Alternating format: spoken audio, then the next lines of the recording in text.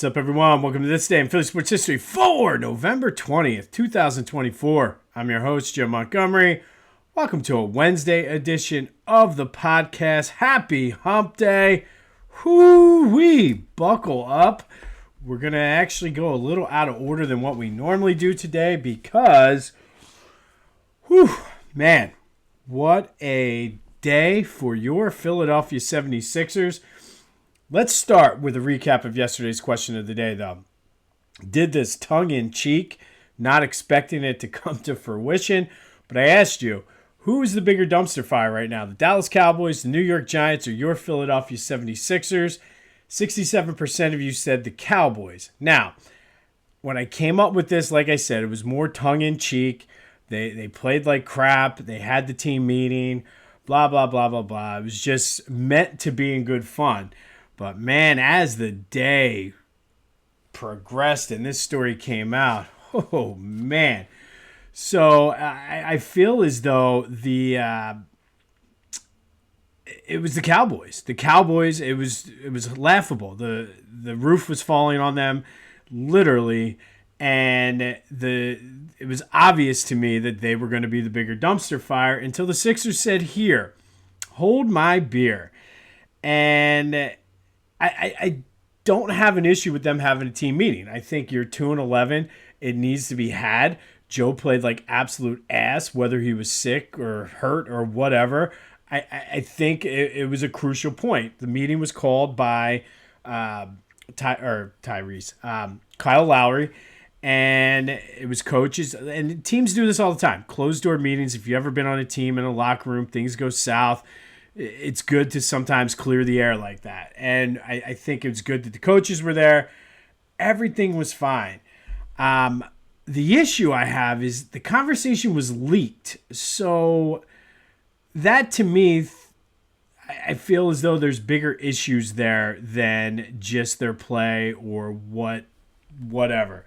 And I don't know if this was done purposely by the Sixers. Kyle Lowry leaked it. Rich Paul, who is Tyrese Maxey's agent, and I believe he's also Nick Nurse's agent. I don't know, but the fact that this came out,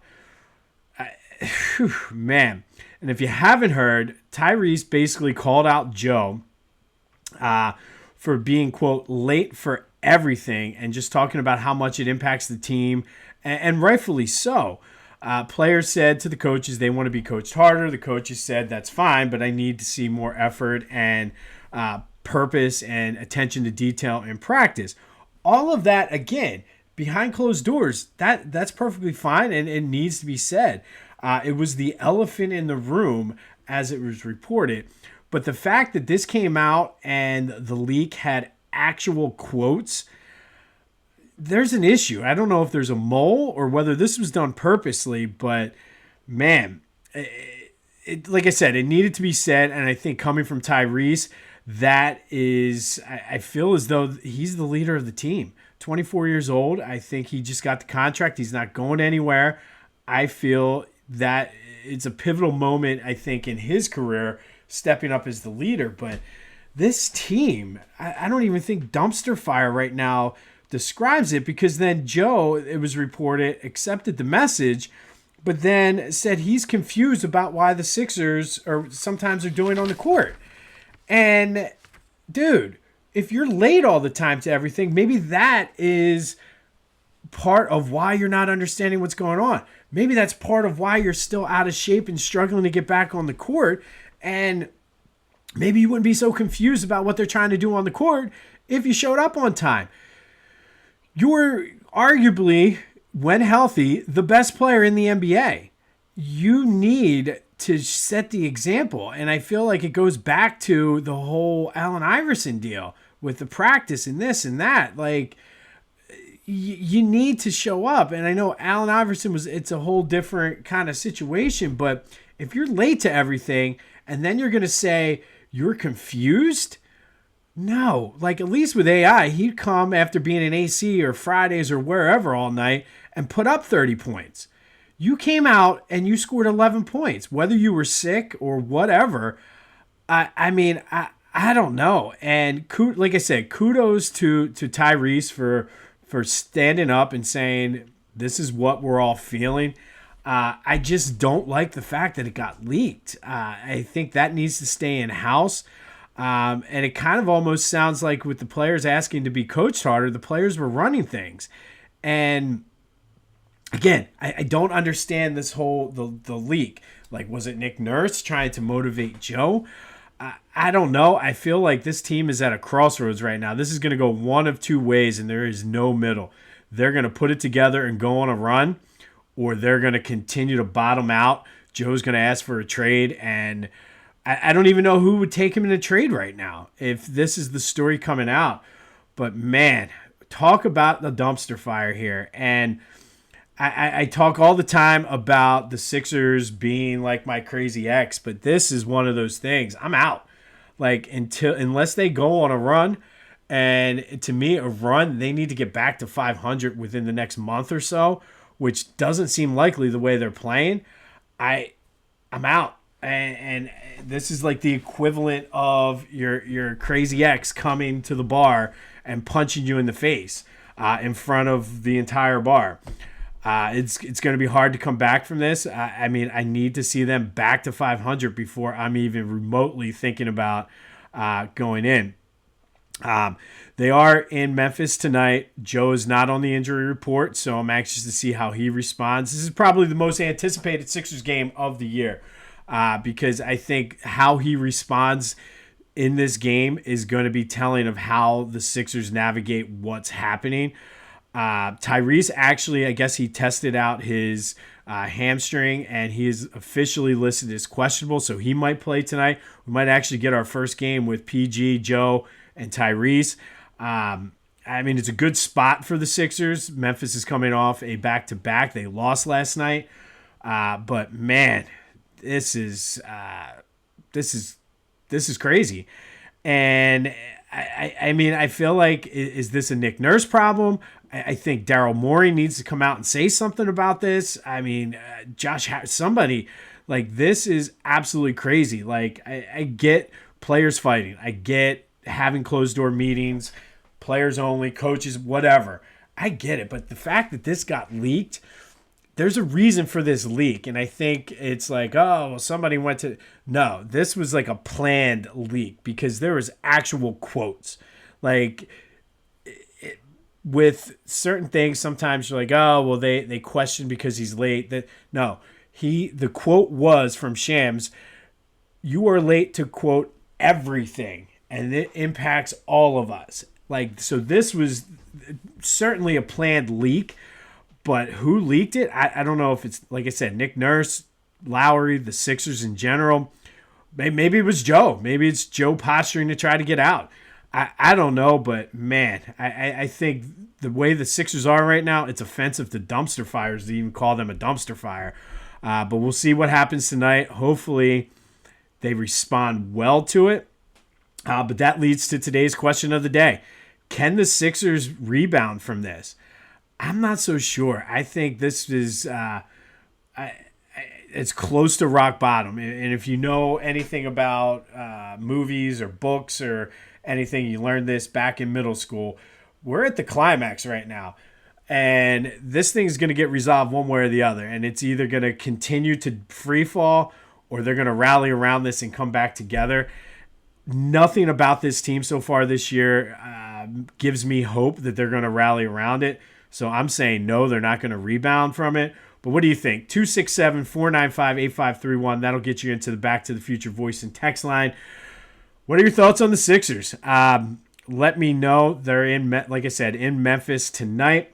And I do want to say, because I get asked often, who is this crazy ex that you talk about all the time? And it's not one specific person. I've had some experiences in my life. And I will say that being punched in the face in the bar, that actually is a true story. I will not mention names to protect the innocent. Some of you out there probably were at the bar that night when it happened. But yes, I did get punched in the face.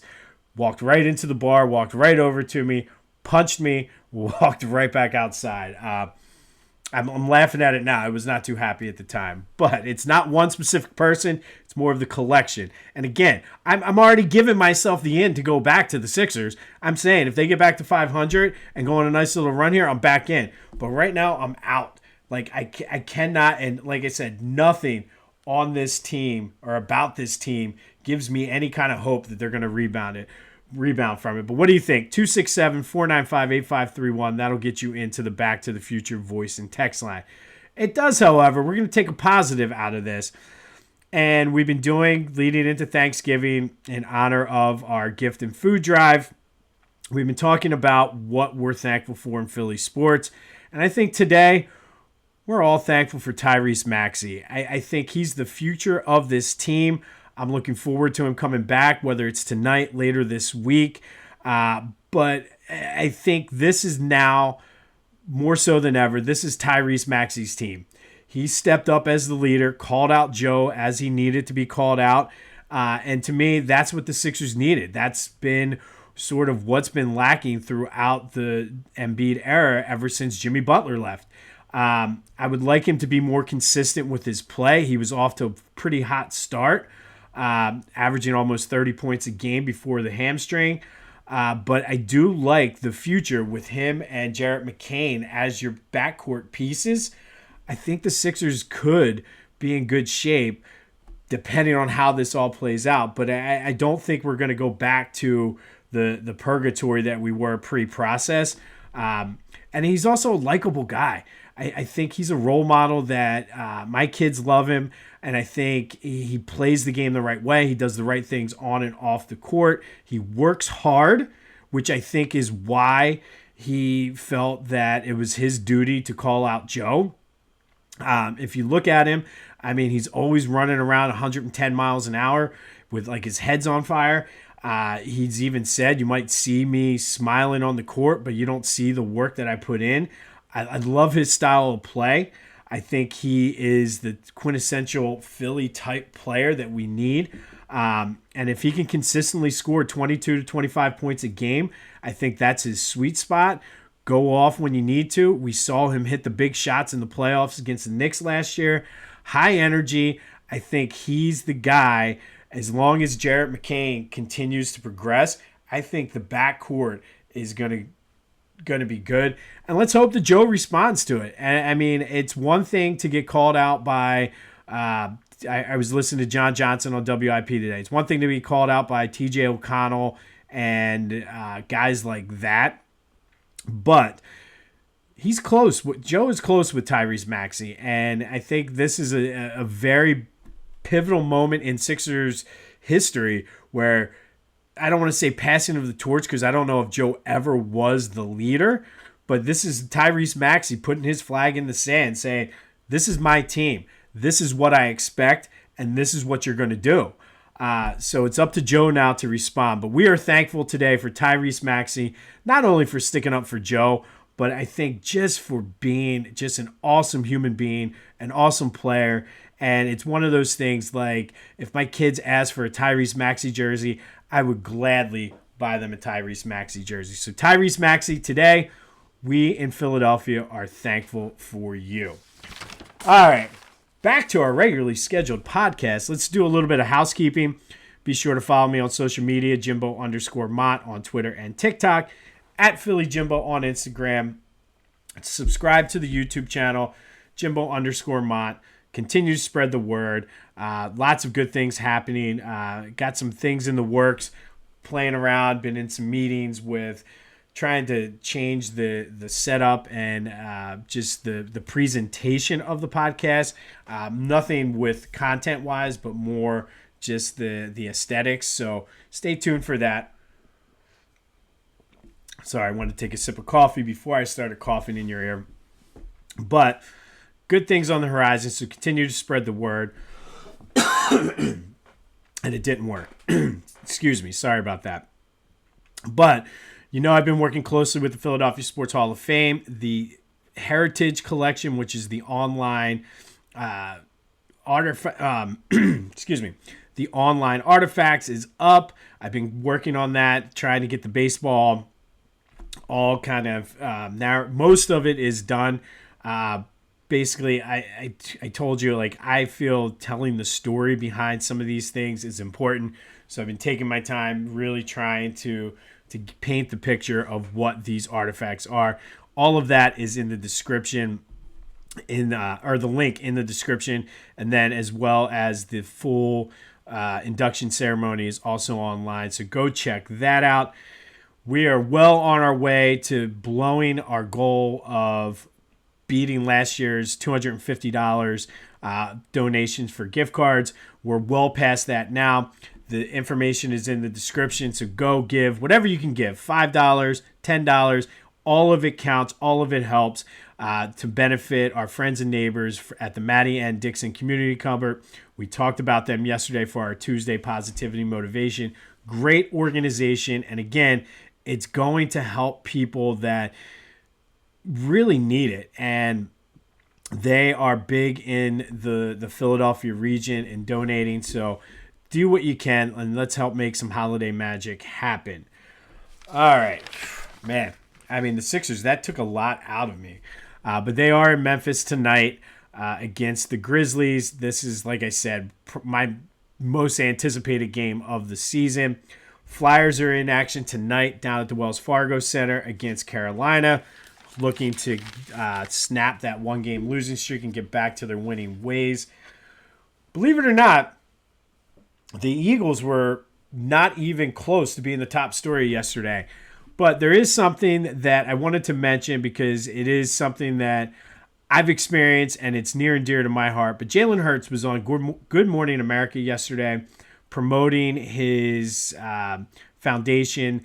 And I didn't realize that this was an ongoing thing for him. I thought it was like a one-time thing. But he heard early in his career that the schools in the school district of Philadelphia had to close early due to the heat because there was no air conditioners in school.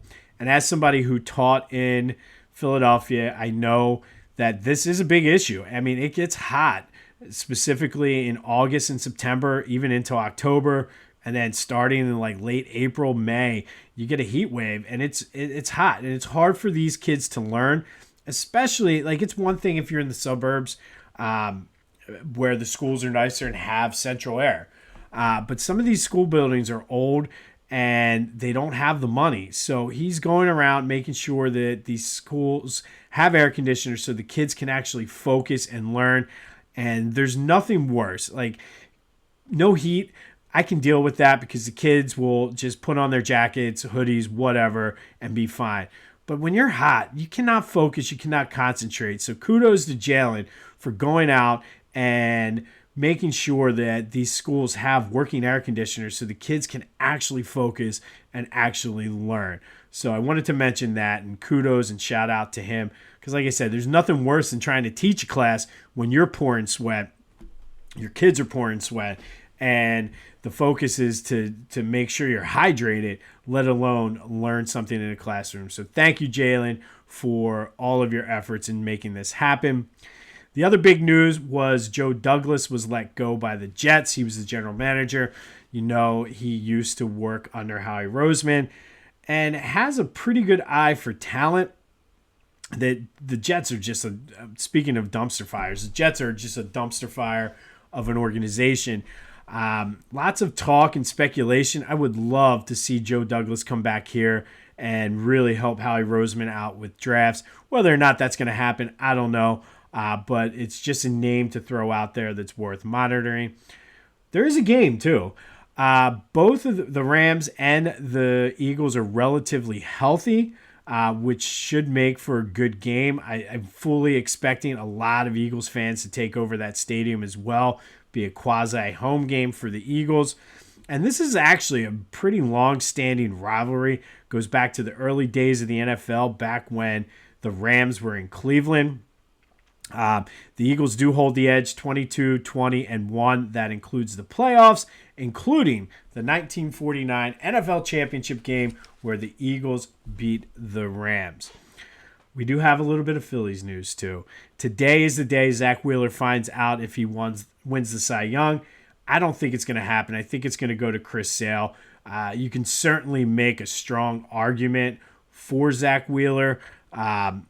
I think it's more of a regular season award, though. I think if you include postseason and just his outstanding effort that the Phillies wasted in Game 1 against the Mets, I think you can give the edge to Zack, but I believe all of the votes are tallied before the playoffs start.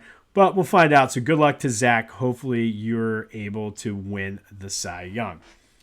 All right, today we're going to have a little bit of fun with this one. We are going to go back to 1960. And on this day in 1960, the 6-1 Eagles took on the 5-1 New York Giants at Yankee Stadium with first place in the NFL East Division on the line. It was the Giants jumping out early 10-0. That's what their score was at halftime. Second half, the defense led by Chuck Bednarik tightened up and even scored the go-ahead touchdown to give the Eagles a 17-10 lead. Trailing late in the game, the Giants were trying to drive down and tie this game. Running back Frank Gifford caught a pass, was trying to get out of bounds, going toward the sideline. Boom! Got absolutely leveled by Chuck Bednarik. Fumbled the ball. Chuck Weber recovered the fumble. And then Bednarik, with one of the most iconic photos in Philadelphia sports history, gets up, puts his fist down and goes, yeah, this effing game is over. Now, a lot of people said, why were you taunting Frank Gifford? You knocked him out cold.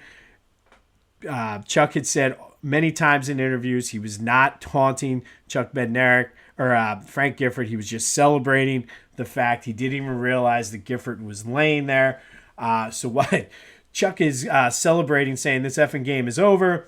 Gifford's teammates thought he was dead. I saw a couple interviews, and I forget which former teammate, but he was like, we thought he killed him. We absolutely thought he killed him. He was knocked out, sent to the hospital, spent 10 days in the hospital before he was released.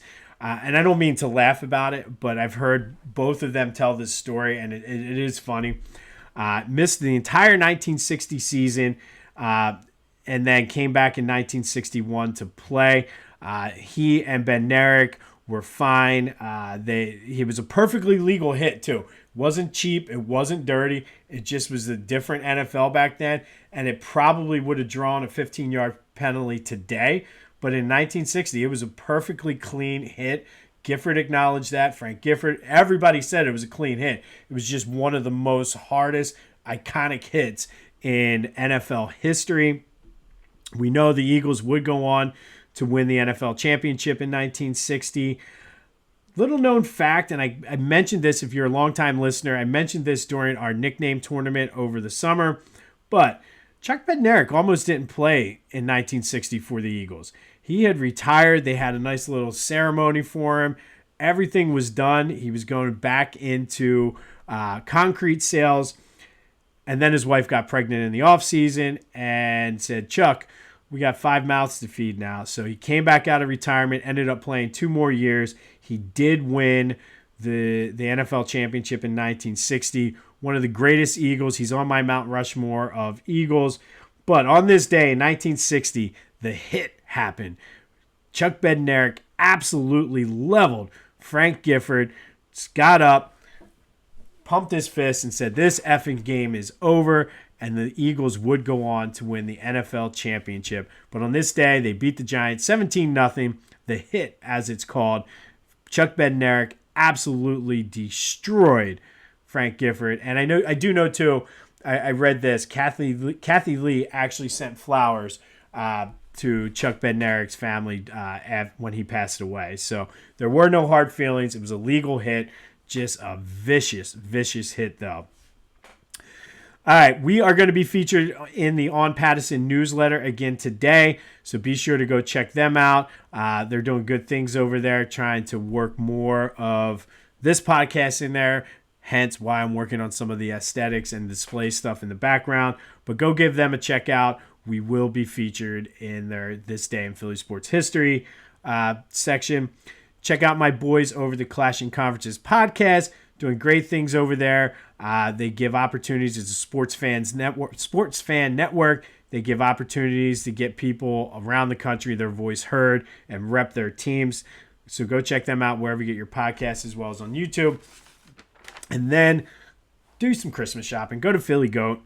Check out whatever whatever team tickles your fancy. I don't know if it's going to be the Sixers or not, but they do have some Tyrese Maxey shirts, who we are thankful for in Philadelphia sports right now. Be sure to use that promo code Jim Montgomery. Take 10% off your order. PhillyGoat.com. Promo code Jim Montgomery to take 10% off of your order. On this day in 1960, the Eagles beat the New York Giants 17-10. Chuck Bednarik absolutely steamrolled Frank Gifford. Gifford's teammates thought he was dead. That's how hard he hit him. Excuse me. It's known as the hit. Chuck Bednarik with one of the most iconic photos, him standing over Gifford with his fist up, getting ready to celebrate. I'm sure you've seen it. If not, do a Google search. It's one of, like I said, my all-time favorite Philadelphia sports pictures. They did go on to win the 1960 championship. Let me know your thoughts on the Sixers. Can they rebound from this? I'm not so sure. I really am not. Like I said, it's going one of two ways, and unfortunately, I think it's going the other way. But let me know what you think. Maybe you're a little more optimistic than me. I have a feeling, since I'm usually more gung-ho on the Sixers, probably not. But 267-495-8531. That'll get you into the Back to the Future voice and text line. I apologize. Man. I really am. I apologize for that. But this has been This Day in Philly Sports History for November 20th, 2024. My name is Jim Montgomery. Go have yourselves a Wednesday. And until next time, this effing podcast is over.